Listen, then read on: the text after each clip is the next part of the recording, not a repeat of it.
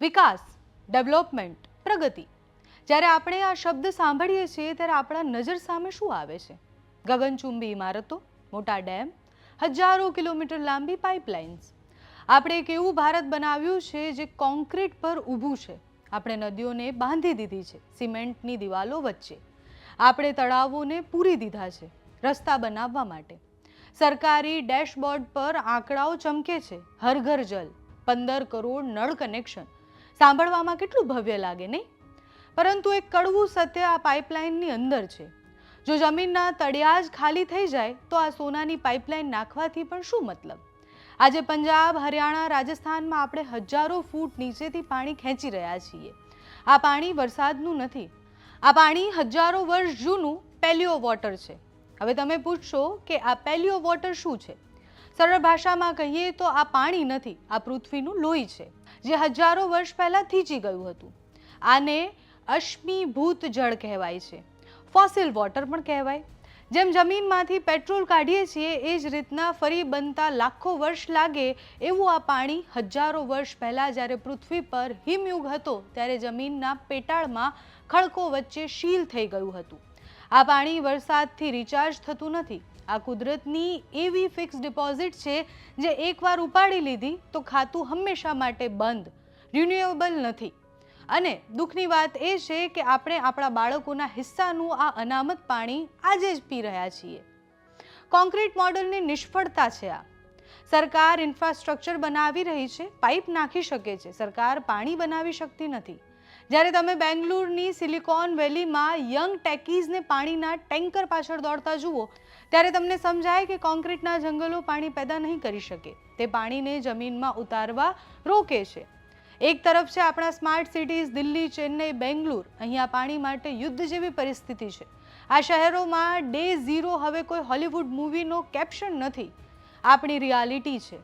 અહીંયા આપણે વરસાદને ગટરમાં જવા માટેનું પાણી સમજીએ છીએ. વરસાદ પડે એટલે શહેરો ડૂબી જાય છે અને ઉનાળામાં એ જ શહેરો તરસ્યા મરે છે. કેમ?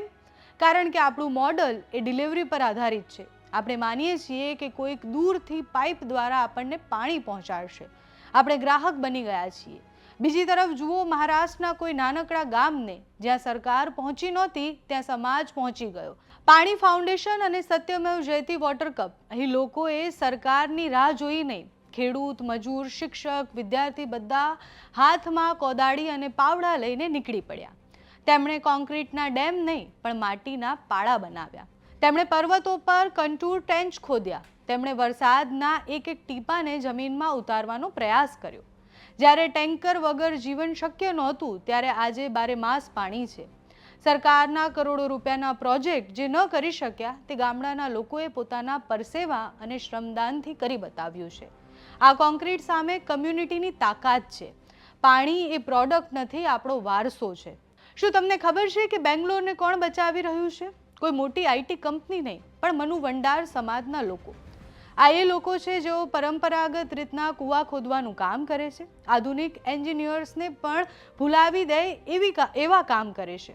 પણ આજે જ્યારે બોરવેલ સુકાઈ રહ્યા છે ત્યારે આ જ લોકો લાખો રિચાર્જ વેલ બનાવી રહ્યા છે. તેઓ જમીનને ફરીથી જીવંત કરી રહ્યા છે. રાજસ્થાનમાં જુઓ તો તરુણ ભારત સંઘ અને રાજેન્દ્રસિંહ તેઓ કોઈ જ સિમેન્ટ અને મોટા બંધ નથી બનાવી રહ્યા, જોહળ બનાવી રહ્યા છે, માટીના નાના બંધારા. જેથી એન્જિનિયરિંગ અને ચમત્કાર જે આપણે કહીએ છીએ એનાથી ખૂબ અલગ. જે નદીઓ મરી પરવાડી છે તે ફરીથી જીવંત કરી રહ્યા છે. અને સુપ્રીમ કોર્ટ સુધી લડાઈ લડીને તેઓ નદીઓ બચાવી રહ્યા છે. ગુજરાતના બનાસકાંઠામાં ખેડૂતોને જુઓ, એ પાણીનું અત્યારે બજેટ બનાવે છે. એટલે જેમ પૈસાનો હિસાબ હોય છે એવી રીતના પાણીનો હિસાબ રાખવામાં આવે છે. કોન્ક્રીટ તમને આળસુ બનાવશે જ્યારે કમ્યુનિટી તમને જવાબદાર બનાવશે.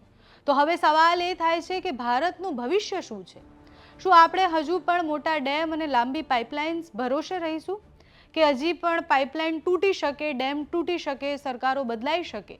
પરંતુ આપણે એ સમજવું પડશે કે ગામનો કૂવો જીવતો હશે તો તમારા ખેતરની માટીમાં ભેજ હશે તો દુનિયાની કોઈ જ તાકાત તમને તરસ્યા નહીં મરવા દે. આ લડાઈ એક કોન્ક્રીટ અને કમ્યુનિટી વચ્ચેની છે. એક બાજુ અબજો રૂપિયાનો ખર્ચ છે, બીજી બાજુ અતૂટ જનશક્તિ છે. એક બાજુ નિર્જીવ સ્ટ્રક્ચર છે, બીજી બાજુ જીવંત પરંપરા છે. ભારત વોટર સફિશિયન્ટ બનશે, પણ દિલ્હીના ઓર્ડર્સથી નહીં. એ બનશે જ્યારે દરેક નાગરિક વોટર વોરિયર બનશે, જ્યારે આપણે ડિલિવરી માંગવાનું બંધ કરી અને સહનિર્માણ શરૂ કરીશું. પાણી આકાશમાંથી તો વરસે છે, પણ તેને સાચવવાની જવાબદારી એ જમીન પર રહેતા માણસની છે. પસંદગી તમારી છે કે તમારે કોન્ક્રીટનું જંગલ જોઈએ છે કે પછી જળ સમુદ્ર પાણીદાર સમાજ.